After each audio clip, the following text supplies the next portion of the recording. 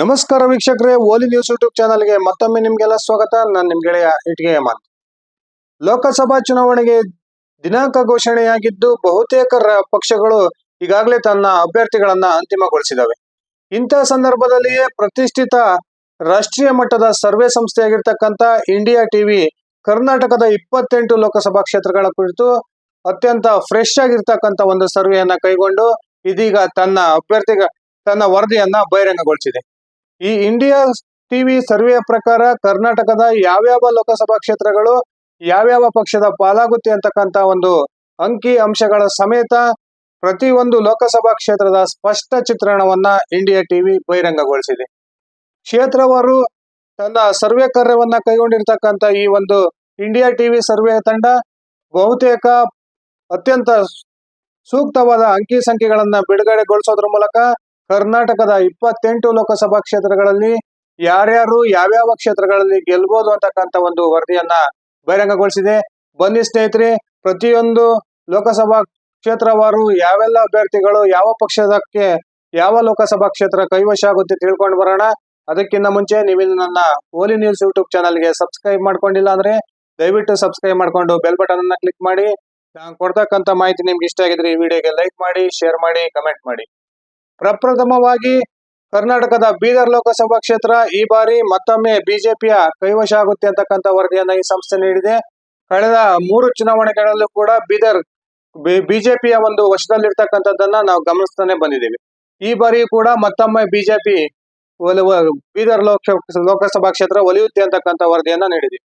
ಅದೇ ರೀತಿ ಕಳೆದ ಬಾರಿ ಲೋಕಸಭಾ ಚುನಾವಣೆಯಲ್ಲಿ ಉಮೇಶ್ ಜಾಧವ್ ಅವರು ಪ್ರತಿನಿಧಿಸಿದಂತಹ ಗುಲ್ಬರ್ಗ ಲೋಕಸಭಾ ಕ್ಷೇತ್ರವು ಕೂಡ ಮತ್ತೊಮ್ಮೆ ಬಿಜೆಪಿಯ ಪಾಲಾಗುತ್ತೆ ಅಂತಕ್ಕಂಥ ಒಂದು ವರದಿಯನ್ನ ಈ ಸಂಸ್ಥೆ ಬಹಿರಂಗಗೊಳಿಸೋದ್ರ ಮೂಲಕ ಮತ್ತೊಮ್ಮೆ ಎಐಸಿಸಿ ಅಧ್ಯಕ್ಷರಾಗಿರ್ತಕ್ಕಂಥ ಮಲ್ಲಿಕಾರ್ಜುನ್ ಖರ್ಗೆ ಅವರಿಗೆ ಬಹುದೊಡ್ಡ ಹಿನ್ನಡೆ ಆಗುತ್ತೆ ಅಂತಕ್ಕಂಥ ಮಾಹಿತಿಗಳನ್ನ ನೀಡಿದೆ. ಹಾಗೇನೆ ಎಸ್ಸಿ ಮೀಸಲು ಕ್ಷೇತ್ರವಾಗಿರ್ತಕ್ಕಂಥ ವಿಜಯಪುರ ಲೋಕಸಭಾ ಕ್ಷೇತ್ರವು ಕೂಡ ಈ ಬಾರಿ ಮತ್ತೊಮ್ಮೆ ಬಿಜೆಪಿಯ ಪಾಲಾಗುತ್ತೆ ಅಂತಕ್ಕಂಥ ವರದಿಯನ್ನ ಈ ಒಂದು ಸಂಸ್ಥೆ ಬಹಿರಂಗಗೊಳಿಸಿದೆ. ವಿಜಯಪುರ ಲೋಕಸಭಾ ಕ್ಷೇತ್ರದಲ್ಲಿ ಮತ್ತೊಮ್ಮೆ ರಮೇಶ್ ಜಿಗಜಿಣಗಿ ಅವರು ಬಿಜೆಪಿ ಅಭ್ಯರ್ಥಿಯಾಗಿದ್ದಾರೆ. ಈ ಬಾರಿಯೂ ಕೂಡ ಬಿಜೆಪಿಯ ರಮೇಶ್ ಜಿಗಜಿಣಗಿ ಅವರೇ ಗೆಲುವನ್ನ ಸಾಧಿಸ್ತಾರೆ ಅಂತಕ್ಕಂಥ ಸ್ಪಷ್ಟ ಅಂಶಗಳನ್ನ ಈ ಸಂಸ್ಥೆ ಬಹಿರಂಗಗೊಳಿಸೋದ್ರ ಮೂಲಕ ವಿಜಯಪುರ ಲೋಕಸಭಾ ಕ್ಷೇತ್ರ ಬಿಜೆಪಿ ಪಾಲಾಗುತ್ತೆ ಅಂತಕ್ಕಂಥ ಮಾಹಿತಿಯನ್ನ ನೀಡಿದೆ. ಅದೇ ರೀತಿ ಜಗದೀಶ್ ಶೆಟ್ಟರ್ ಅವರು ಈ ಬಾರಿ ಚುನಾವಣೆಗೆ ಸ್ಪರ್ಧೆ ಮಾಡ್ತಿರ್ತಕ್ಕಂಥ ಬೆಳಗಾವಿ ಲೋಕಸಭಾ ಕ್ಷೇತ್ರದಲ್ಲಿ ಕೂಡ ಬಿಜೆಪಿ ಮತ್ತೊಮ್ಮೆ ಮೇಲುಗೈ ಸಾಧಿಸುತ್ತೆ ಅಂತಕ್ಕಂಥ ವರದಿಯನ್ನ ಬಹಿರಂಗಗೊಳಿಸೋದ್ರ ಮೂಲಕ ಲಕ್ಷ್ಮೀ ಹೆಬ್ಬಾಳ್ಕರ್ ಅವರ ಪುತ್ರ ಮೃಣಾಲ್ ಹೆಬ್ಬಾಳ್ಕರ್ಗೆ ಸೋಲಾಗುತ್ತೆ ಅಂತಕ್ಕಂಥ ಒಂದು ಅಂಕಿ ಸಂಖ್ಯೆಯನ್ನ ನೀಡಿದೆ. ಅದೇ ರೀತಿ ಬೆಳಗಾಂನ ಮತ್ತೊಂದು ಲೋಕಸಭಾ ಕ್ಷೇತ್ರವಾಗಿರ್ತಕ್ಕಂಥ ಚಿಕ್ಕೋಡಿಯು ಕೂಡ ಈ ಬಾರಿ ಮತ್ತೊಮ್ಮೆ ಬಿಜೆಪಿಯ ಪಾಲಾಗುತ್ತೆ. ಆ ಮೂಲಕ ಅಣ್ಣಾ ಸಾಹೇಬ್ ಜೊಲ್ಲೆ ಅವರು ಮತ್ತೊಮ್ಮೆ ಗೆಲುವನ್ನ ಸಾಧಿಸ್ತಾರೆ ಅಂತಕ್ಕಂಥ ವರದಿಯನ್ನ ಈ ಸಂಸ್ಥೆ ನೀಡಿದೆ. ಇಲ್ಲಿ ಸತೀಶ್ ಜಾರಕಿಹೊಳಿ ಅವರ ಪುತ್ರಿ ಪ್ರಿಯಾಂಕಾ ಜಾರಕಿಹೊಳಿ ಅವರು ಕಾಂಗ್ರೆಸ್ನಿಂದ ಅಭ್ಯರ್ಥಿಯಾಗಿದ್ದಾರೆ. ಬಿಜೆಪಿಯಿಂದ ಅಣ್ಣಾ ಸಾಹೇಬ್ ಜೊಲ್ಲೆ ಅವರು ಮತ್ತೊಮ್ಮೆ ಅದೃಷ್ಟ ಪರೀಕ್ಷೆಗಿಳಿದಿದ್ದಾರೆ. ಈ ಬಾರಿ ಮತ್ತೊಮ್ಮೆ ಚಿಕ್ಕೋಡಿಯು ಕೂಡ ಬಿಜೆಪಿಯ ಕೈವಶ ಆಗುತ್ತೆ ಅಂತಕ್ಕಂಥ ಒಂದು ವರದಿಯನ್ನ ಈ ಸಂಸ್ಥೆ ಬಹಿರಂಗಗೊಳಿಸಿದೆ. ಹಾಗೇನೆ ಮತ್ತೊಂದು ಪ್ರಮುಖ ಲೋಕಸಭಾ ಕ್ಷೇತ್ರವಾಗಿರ್ತಕ್ಕಂಥ ಉತ್ತರ ಕರ್ನಾಟಕದ ಪ್ರಮುಖ ಲೋಕಸಭಾ ಕ್ಷೇತ್ರವಾಗಿರ್ತಕ್ಕಂಥ ರಾಯಚೂರು ಎಸ್ಟಿ ಮೀಸಲು ಲೋಕಸಭಾ ಕ್ಷೇತ್ರವು ಕೂಡ ಬಿಜೆಪಿಯ ಕೈವಶ ಆಗುತ್ತೆ ಅಂತಕ್ಕಂಥ ಒಂದು ವರದಿಯನ್ನ ನೀಡಿದೆ. ಕಳೆದ ಬಾರಿ ಕೂಡ ರಾಯಚೂರು ಲೋಕಸಭಾ ಕ್ಷೇತ್ರದಲ್ಲಿ ಬಿಜೆಪಿಯ ಅಮರೇಶ್ ನಾಯಕ್ ಅವರು ಗೆದ್ದಿದ್ದನ್ನ ನಾವೆಲ್ಲ ಗಮನಿಸಿದೀವಿ. ಈ ಬಾರಿ ಕೂಡ ಅಮರೇಶ ನಾಯಕ್ ಅವರೇ ಬಹುತೇಕ ಬಿಜೆಪಿ ಅಭ್ಯರ್ಥಿ ಆಗ್ತಾರೆ, ಮತ್ತೊಮ್ಮೆ ಅಲ್ಲಿ ಗೆಲುವನ್ನ ಸಾಧಿಸ್ತಾರೆ ಅಂತಕ್ಕಂಥ ಒಂದು ವರದಿ ಬಂದಿದೆ. ಹಾಗೇನೆ PC ಗದ್ದಿಗೌಡರ್ ಸತತವಾಗಿ ಗೆಲ್ತಾ ಬರ್ತಿರ್ತಕ್ಕಂಥ ಬಾಗಲಕೋಟೆ ಲೋಕಸಭಾ ಕ್ಷೇತ್ರದಲ್ಲಿ ಕೂಡ ಮತ್ತೊಮ್ಮೆ PC ಗದ್ದಿಗೌಡರ್ ಅವರ ಕೈ ಮೇಲಾಗುತ್ತೆ. ಈಗಾಗಲೇ ಬಾಗಲಕೋಟೆ ಲೋಕಸಭಾ ಕ್ಷೇತ್ರದಲ್ಲಿ ಕಾಂಗ್ರೆಸ್ನಲ್ಲಿ ಭಿನ್ನಮತ ಉಂಟಾಗಿದೆ. ಆ ಕಾರಣಕ್ಕೆ ಅತ್ಯಂತ ಸುಲಭವಾಗಿ ಬಾಗಲಕೋಟೆ ಲೋಕಸಭಾ ಕ್ಷೇತ್ರದಲ್ಲಿ ಬಿಜೆಪಿ ಗೆಲುವನ್ನ ಸಾಧಿಸುತ್ತೆ ಅಂತಕ್ಕಂಥ ಸ್ಪಷ್ಟ ಒಂದು ವರದಿಯನ್ನ ಈ ಸಂಸ್ಥೆ ನೀಡಿದೆ. ಈಗಾಗಲೇ ಕಾಂಗ್ರೆಸ್ನ ವೀಣಾ ಕಾಶಪ್ಪನವರ್ ಬಹುತೇಕ ಪಕ್ಷೇತರ ಅಭ್ಯರ್ಥಿಯಾಗಿ ಕಾಂಗ್ರೆಸ್ನ ಬಂಡಾಯ ಅಭ್ಯರ್ಥಿಯಾಗಿ ಸ್ಪರ್ಧೆ ಮಾಡಬಹುದು ಅಂತಕ್ಕಂಥ ಮಾತುಗಳು ಕೇಳಿ ಬರ್ತಾ ಇದಾವೆ. ಆ ಕಾರಣಕ್ಕೆ ಬಾಗಲಕೋಟೆ ಮತ್ತೊಮ್ಮೆ PC ಗದ್ದಿಗೌಡರ್ ಅವರಿಗೆ ಕೈ ಬಲಪಡಿಸುತ್ತೆ ಅಂತಕ್ಕಂಥ ವರದಿ ಬಂದಿದೆ. ಪ್ರಹ್ಲಾದ್ ಜೋಶಿ ಅವರ ಹುಬ್ಬಳ್ಳಿ ಧಾರವಾಡ ಲೋಕಸಭಾ ಕ್ಷೇತ್ರ ಕೂಡ ಮತ್ತೊಮ್ಮೆ ಬಿಜೆಪಿಯ ಕೈವಶವಾಗುತ್ತೆ. ಆ ಮೂಲಕ ಬಿಜೆಪಿ ಸತತವಾಗಿ ಗೆಲ್ತಾ ಬರ್ತಿರ್ತಕ್ಕಂಥ ಹುಬ್ಬಳ್ಳಿ ಧಾರವಾಡ ಲೋಕಸಭಾ ಕ್ಷೇತ್ರ ಬಿಜೆಪಿಯ ಭದ್ರಕೋಟೆ ಅನ್ನೋದನ್ನ ಮತ್ತೊಮ್ಮೆ ನಿರೂಪಿಸುತ್ತೆ ಅಂತಕ್ಕಂತ ಒಂದು ಮಾಹಿತಿಯನ್ನ ಈ ಸಂಸ್ಥೆ ನೀಡಿದೆ.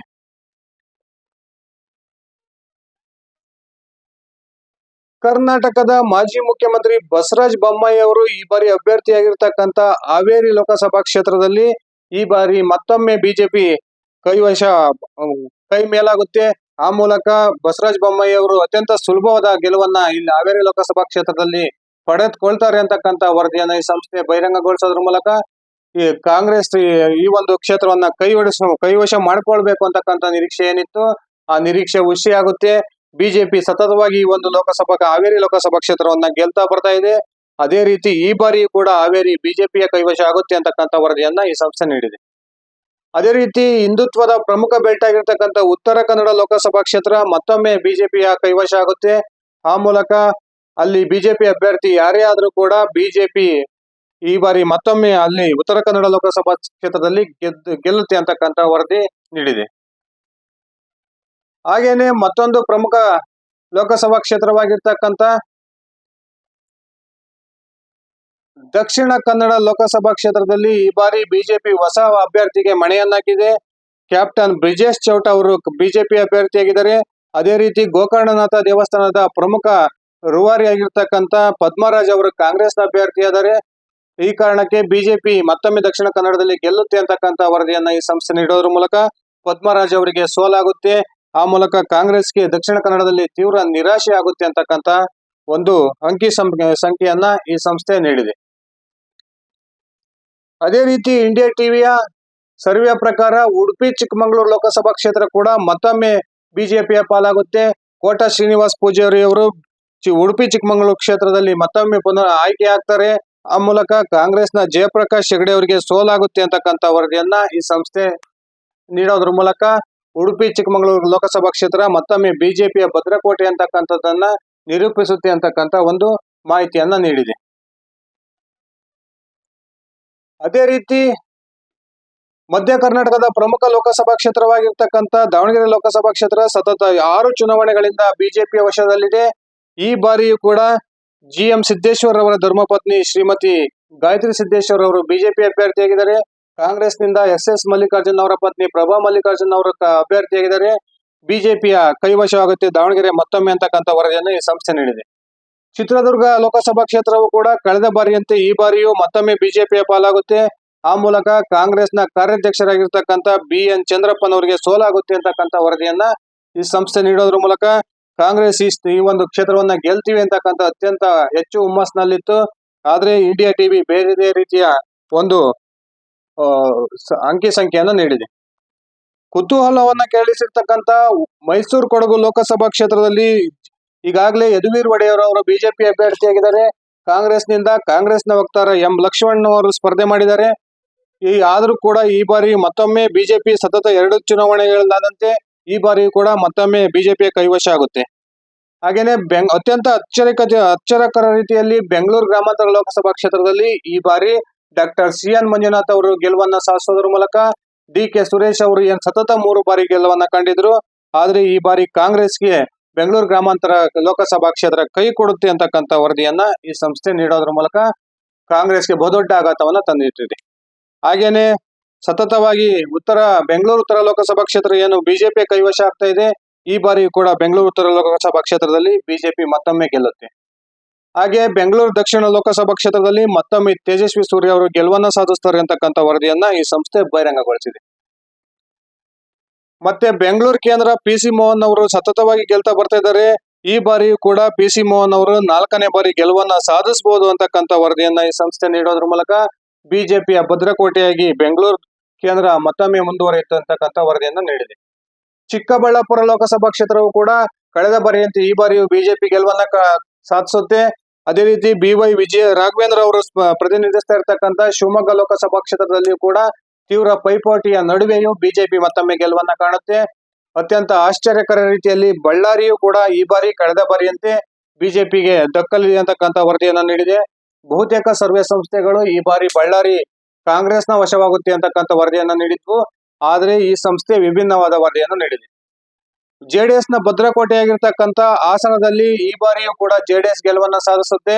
ಅದೇ ರೀತಿ ತೀವ್ರ ಕುತೂಹಲವನ್ನ ಕೆರಳಿಸತಕ್ಕಂತ ಮಂಡ್ಯ ಲೋಕಸಭಾ ಕ್ಷೇತ್ರವು ಕೂಡ ಜೆಡಿಎಸ್ ನ ಪಾಲಾಗೋದ್ರ ಮೂಲಕ ಕರ್ನಾಟಕದ 28 ಲೋಕಸಭಾ ಕ್ಷೇತ್ರಗಳ ಪೈಕಿ ಜೆಡಿಎಸ್ 2 ಲೋಕಸಭಾ ಕ್ಷೇತ್ರಗಳನ್ನ ಗೆಲ್ಲುತ್ತೆ ಅಂತಕ್ಕಂಥ ವರದಿಯನ್ನ ನೀಡಿದೆ.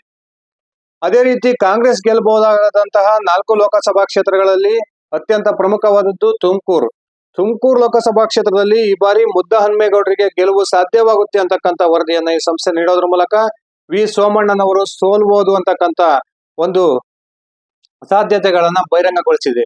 ಆ ಮೂಲಕ ಚಾಮರಾಜನಗರ ಕೂಡ ಈ ಬಾರಿ ಶ್ರೀನಿವಾಸ್ ಪ್ರಸಾದ್ ಅವರ ಸ್ಪರ್ಧೆಯಿಂದ ಹಿಂಸರಿದಿರೋದ್ರಿಂದ ಚಾಮರಾಜನಗರ ಕ್ಷೇತ್ರ ಕಾಂಗ್ರೆಸ್ನ ಪಾಲಾಗುತ್ತೆ ಅಂತಕ್ಕಂಥ ವರದಿಯನ್ನ ಈ ಸಂಸ್ಥೆ ನೀಡಿದೆ.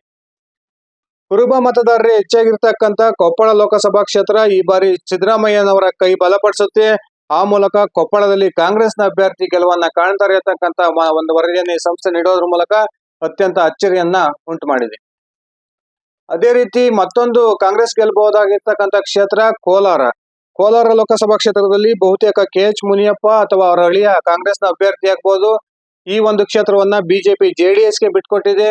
ಆ ಕಾರಣಕ್ಕೆ ಈ ಬಾರಿ ಕೋಲಾರದಲ್ಲಿ ಕಾಂಗ್ರೆಸ್ ಗೆಲುವನ್ನ ಕಾಣುತ್ತೆ ಅಂತಕ್ಕಂಥ ವರದಿಯನ್ನ ಈ ಸಂಸ್ಥೆ ನೀಡೋದ್ರ ಮೂಲಕ ಕಾಂಗ್ರೆಸ್ಗೆ 4 ಸ್ಥಾನಗಳನ್ನ ಕರ್ನಾಟಕದಲ್ಲಿ ಕೊಟ್ಟಿದೆ. ಒಟ್ಟು 28 ಲೋಕಸಭಾ ಕ್ಷೇತ್ರಗಳ ಪೈಕಿ ಬಿಜೆಪಿ 22 ಸ್ಥಾನಗಳನ್ನ ಗೆಲುವನ್ನ ಕಂಡ್ರೆ JDS 2 ಸ್ಥಾನಗಳಲ್ಲಿ ಗೆಲುವನ್ನ ಕಾಣುತ್ತೆ. ಆಡಳಿತಾರೂಢ ಕಾಂಗ್ರೆಸ್ ಕೇವಲ 4 ಸ್ಥಾನಗಳನ್ನ ಗೆಲ್ಲೋದ್ರ ಮೂಲಕ ತೀವ್ರ ಮುಖಭಂಗವನ್ನ ಅನುಭವಿಸುತ್ತೆ ಅಂತಕ್ಕಂಥ ವರದಿಯನ್ನ ಈ ಸಂಸ್ಥೆ ಬಹಿರಂಗಗೊಳಿಸಿದೆ. ಇದಿಷ್ಟಾಗಿತ್ತು ಸ್ನೇಹಿತರೆ, ನನ್ನ ಇವತ್ತಿನ ಇಂಡಿಯಾ ಟಿವಿ ಸರ್ವೆಯ ಒಂದು ವಿಸ್ತೃತ ರಿಪೋರ್ಟ್ ಕೊಟ್ಟಿದ್ದೀನಿ. ಈ ಒಂದು ವಿಡಿಯೋ ನಿಮ್ಗೆ ಇಷ್ಟ ಆಗಿದ್ರೆ ದಯವಿಟ್ಟು ಈ ವಿಡಿಯೋಗೆ ಲೈಕ್ ಮಾಡಿ, ಶೇರ್ ಮಾಡಿ, ಕಮೆಂಟ್ ಮಾಡಿ. ಅದೇ ರೀತಿ ನಿಮ್ಮ ಲೋಕಸಭಾ ಕ್ಷೇತ್ರ ಯಾವುದು, ಆ ಒಂದು ಲೋಕಸಭಾ ಕ್ಷೇತ್ರದಲ್ಲಿ ಯಾವ ಪಕ್ಷ ಗೆಲ್ಲಬಹುದು, ದಯವಿಟ್ಟು ನಿಮ್ಮ ವೈಯಕ್ತಿಕ ಅಭಿಪ್ರಾಯವನ್ನ ಕಮೆಂಟ್ ಮಾಡಿ ತಿಳಿಸಿ ಸ್ನೇಹಿತರೆ. ನೀವು ನನ್ನ ಓಲಿ ನ್ಯೂಸ್ ಯೂಟ್ಯೂಬ್ ಚಾನಲ್ಗೆ ಸಬ್ಸ್ಕ್ರೈಬ್ ಮಾಡ್ಕೊಂಡಿಲ್ಲ ಅಂದ್ರೆ ದಯವಿಟ್ಟು ಈಗಲೇ ಸಬ್ಸ್ಕ್ರೈಬ್ ಮಾಡ್ಕೊಂಡು ಬೆಲ್ ಬಟನ್ ಅನ್ನ ಕ್ಲಿಕ್ ಮಾಡಿ. ಧನ್ಯವಾದಗಳು ಸ್ನೇಹಿತರೆ, ಶುಭ ದಿನ.